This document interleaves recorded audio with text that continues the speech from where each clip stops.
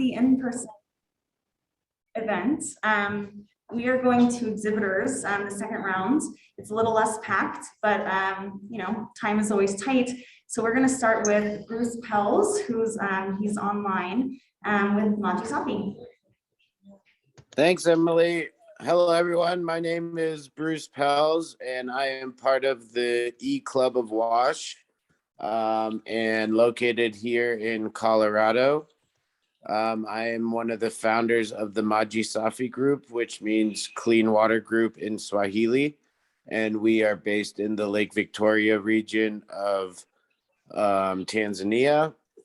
We were founded in 2012 and have built our model around a community health educator where we employ women full-time to go out to their communities and teach about water, sanitation, and hygiene, as well as menstrual hygiene management in schools, at markets, in healthcare facilities, and really try to take a holistic approach to reaching people during their everyday lives rather than relying on them to come to us.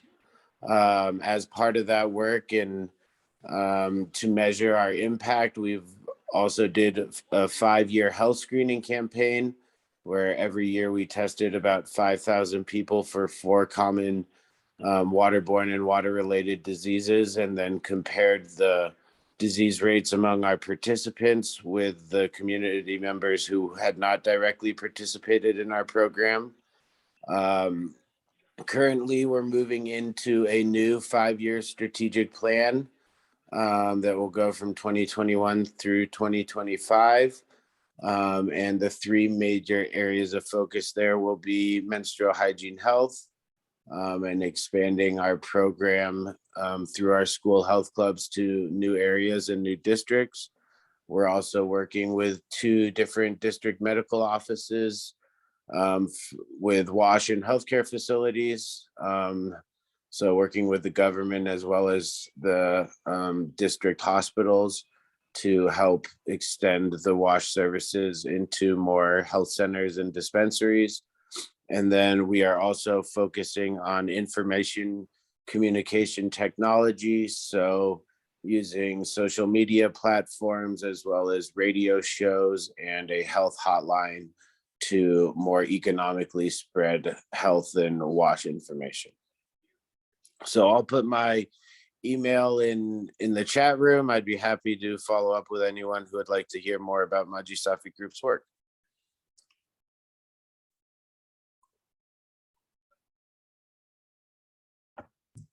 Thanks, Bruce. Just a reminder, both for in-person and virtual attendees, check out the exhibitors. Obviously, all really great from what you've heard. We are going to continue with Roger Poole, who will be telling us about some WASH awards.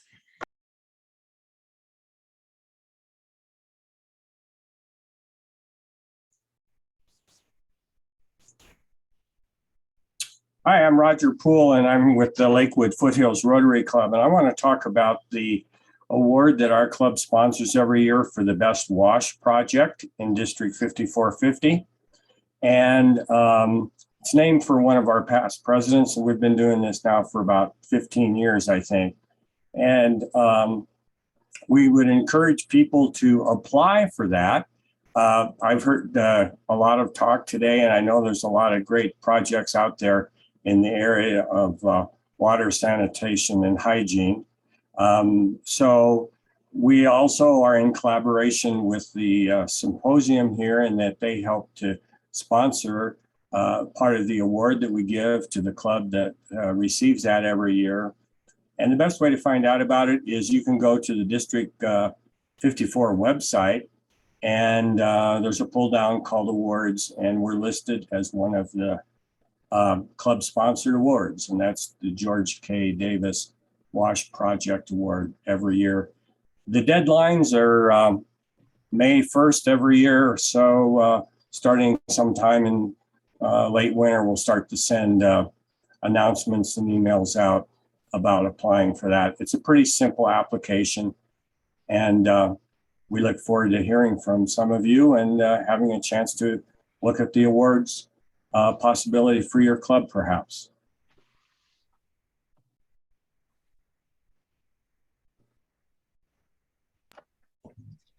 Thank you for that. And now we have our in-person exhibitors, starting with Deborah Deal. Hi, I'm in person. Thank you for staying this afternoon. I know it's hard on a Saturday afternoon to keep going when you started so early in the morning. I'm gonna ask a question. Do y'all know what percentage of water on the planet is fit for human consumption? Any guesses? 0.02. Well, I had 0.5 in mind, but whatever, whether it's 0.02 or 0.5, it's very little. And unfortunately, a lot of that water, fresh water, must be used by industry for manufacturing, running power plants, mining operations, that sort of thing. And when that water is used, it is contaminated, sometimes with things that you really do not want to encounter again. Toxins, metals, heavy metals, organic hydrocarbons, that sort of thing. Well, that's what 9Power Clean Water gets out. We have a technology from Los Alamos National Laboratory that is, we believe, and the lab believes too, is the most cost-effective and environmentally effective solution for getting contaminants and toxins out of heavy, very intoxicated industrial water. We're excited that with our 9Power Foundation, we are with Colorado Women's Day, hoping to partner with Rotary to give all the proceeds from Colorado Women's Day on March 11th to Rotary wash programs and projects. So we hope you'll join us for Colorado Women's Day on March 11th.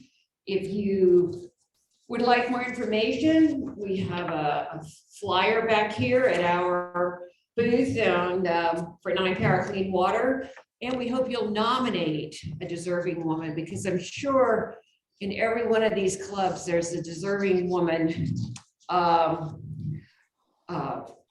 needs to be recognized for their contributions, either as a volunteer or as a business person. So please come visit us at 9Power Clean Water. Thank you.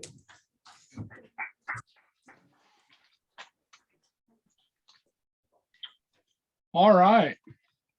Well, thanks, everybody. I want to thank all our presenters. Is that the last of our sponsors? Oh, we got one more. I knew I'd do that. Come on up. Come on up. We have several. I am. Hello. This is Race Transfer from Project Education South Sudan. Thank you. I've heard my good friend Peter Van Arsdale say that nothing is more important than girls' education in improving the lives of people in African countries. And I don't want to take anything away from WASH, and obviously we're one of the areas that the thread of WASH winds through, and including for us drilling wells and digging the trains at schools and that kind of thing. So, but I want to just ask, why is it that people like Peter and Ban Ki-moon and a few other people have said this is such an important area, girls' education? Well, let me just tell you a few reasons. Educated girls grow up to marry later. They have healthier kids. They earn more, both through work and also starting businesses. And they tend to invest what they earn in their families so that their kids have a better start. they also take a more active role in their communities and in their countries.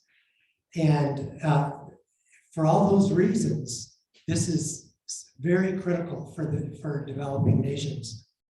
So what keeps girls from going to school? In the country of South Sudan, where we work, only 3% or less than 3% of girls graduate from high school. Isn't that appalling? And only 16% of women can read. It's the worst literacy rate in the world. Only 1 woman in 6 can read or write. So things like the dowry system work against this. You know, girls have a price placed on their head. Their value is what they can bring to the family wealth. It's thought that girls are not important to educate because all they need to do is learn how to cook and carry water and take care of the younger brothers and sisters to prepare themselves for marriage. So, and when the family has enough money for kids to go to school, the boys go to school, not the girls. So what are we doing about it in Project Education South Sudan? Well, we pay tuition for the girls, and then we form girls groups of about 10 girls so that they can get together out of school to develop camaraderie, to talk about important subjects, and then practice leadership skills with each other. And what's the result of that? Well, what we're finding is that the girls who get into the program, once we get started, 90%, over 90% of them complete high school, and compared to less than 3% who graduate in the country. Pass their national exams that are required in South Sudan of all graduating seniors. And then they get jobs and go on to university. And most important, they show confidence in how they live their lives. And slowly, parental understanding about the importance of girls' education is changing. They're starting to realize how critical this is. Even if to bring in a higher dowry, if nothing else. I mean, that's kind of cynical, but that's what they're finding. So slowly, we're seeing hope, and that's what we all need, isn't it? We need hope. Thank you.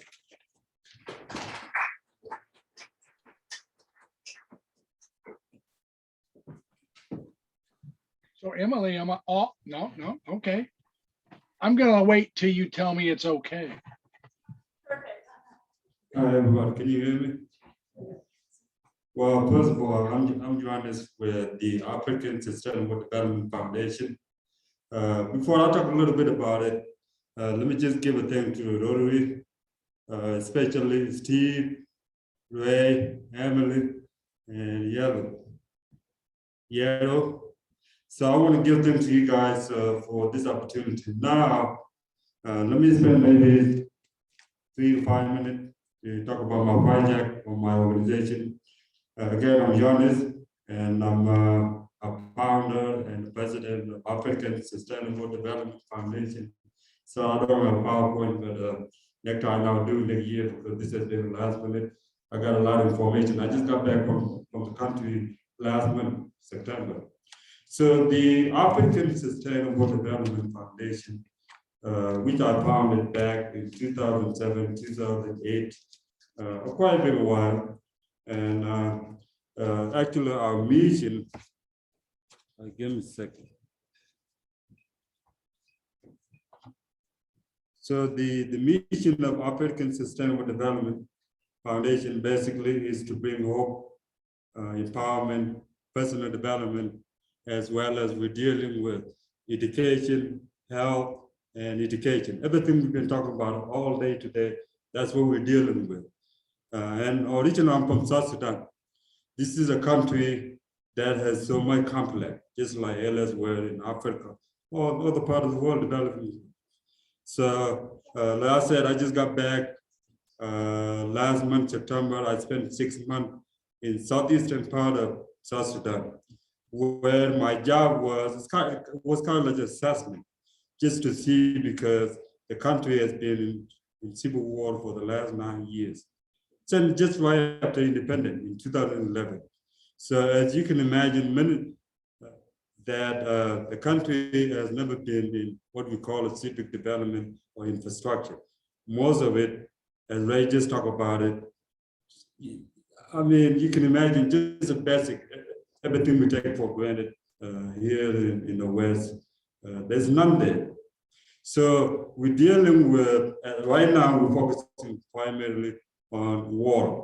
And I know I'm not gonna have enough time to talk about my experience there, but a great example I could give is that in that part of southeastern part of South Sudan, which is close to border to Ethiopia, I would say there's no percentage of clean water. Everybody drinking contaminated water. There's none. I know Dr. Peter talked about diseases. So as we all know that most of these diseases are caused by water diseases, contaminated water, or water, because most of these people drinking water that they share with animal, anything you can imagine. So this is a very complex, challenging issue. And the other things is that they're basically lacking the basic, whether infrastructure like school for children. I saw a couple of schools in that area, they are held under trees. So, and most kids, some of these people are displaced, most of them are displaced. In this part of the region that I visited, there are close to 3 million people and displaced from their home due to reason civil war that is still unrest even now. So 9 years or almost 10 years since independent, almost there's been no real improvement in the country. So it was heartbreaking for me for what I saw. So spending 6 months there, I felt like I wish I could win $1 million. $1 million, what would $1 million do? So I would build a school, I would provide clean water, particularly clean water, as a priority. Clean water, I know we've been neglected. In the past, around 2009, 2010, 2011, 2012, before the Civil War breakdown, we done some work there. We done work in sanitation. We built 3 schools. We done some healthcare. So, but because of the breakout of the Civil War in 2013, late 2013, everything we done basically been destroyed. There's none. There's none in there. So just without further ado, I just want to give thanks, and the African Sustainable right now focusing on water infrastructure in this southeastern part of South Sudan. Ray and Project Education, they're working in southwestern, like border area, which is a lot further away from where I'm focusing on. So basically, we are looking for all kinds of support, volunteers who not only just can volunteer here, but actually can go there and see yourself, you know, in water area as well as the sanitations and healthcare, because there's no infrastructure. Even just a couple of days ago, I was called that there was a little domestic violence happened. 2 people were killed. There were like 7 injured. Those 7 people were taken from about a distance that 1.5 to 200 miles away, because there's none in there. There's no existing, whether clinic or healthcare center or hospital, none in this area, this building. So I'll stop there, but if you need more information, you can go to our website, which is asdfn.org. And also I want to mention too, before I go, I just have a new book just came out. It's called Daring to Overcome. So this book, I'm trying to tell my testimony, story, very challenging, very interesting. So we also want the proceeds of the book to go toward our projects. So other than that, I want to say thanks. Thanks so much.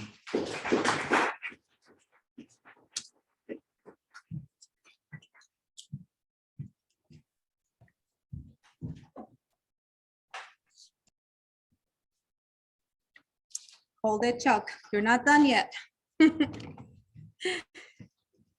First of all, before I go any further, let me introduce myself. You guys have seen me running around all morning. I'm going from room to room, back and forth. My name is Izzy Dominguez, and I'm the community manager with the Posner Center. I want to give you guys all a welcome to our home. We like to say our home rather than our building because you guys are all our family. Rotary is part of our family. We appreciate you guys being here. Huge shout out to all the speakers, presenter, all the amazing people here in this building who set up this marvelous symposium for you guys. It's been such a great honor to be part of this community and help you guys and make sure that, you know, you have all the tools you need to continue working towards sanitation, everything that you need to be successful. All right, so let's talk about the Posner Center and who we are.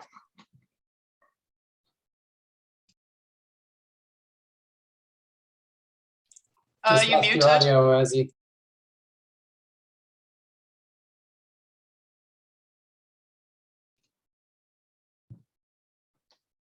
Izzy, you were great until you shared your screen or whatever it was you did. I didn't share my screen, but all right. let's start that. Not from the beginning, but let's talk about the Posner Center. So the Posner Center for International Development has transformed Colorado's global development community through a model of intentional collaboration. We bring together organizations, building an engaged, thriving community, a community where people meet and learn about one another, exchange ideas, access shared resources and support, and ultimately combine their expertise to generate more lasting solutions to global poverty.